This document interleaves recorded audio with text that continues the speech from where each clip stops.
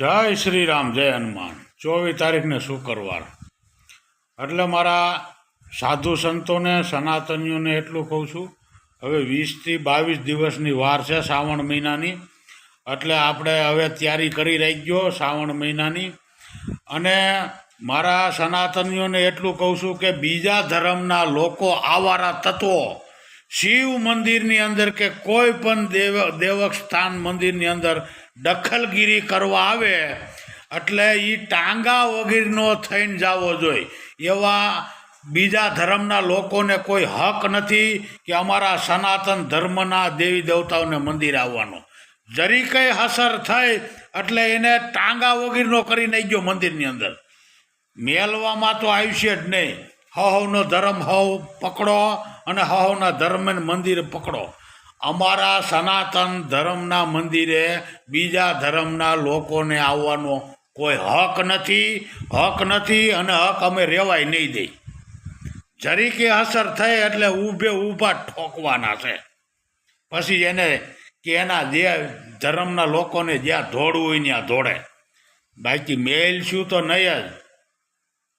ફાળવા સિવાય હવે વાતું નથી। અને મારા સનાતનીઓને હિન્દુને એટલું કહું છું, હવે સંગઠન મજબૂત કરો। હવે બીજા ધર્મના લોકો આપણા સનાતન ધર્મને ટાર્ગેટ કરે અને તોડવાની ફૂલ કોશિશ કરી રહ્યા છે। એટલે આવા નીચ હલકાઓને છોડવામાં આવશે નહીં। કાયદેથી નહીં માને ને તો બાકી દંડેથી એના બાપને માનવું જોઈએ। મંદિરની અંદર જ ટારી દો। જરીએ દખલગીરી કરી એટલે મંદિરમાં જ ફાડી નાખો। પછી જોઈ એના કેટલાક બીજા ધર્મના લોકો આવે છે।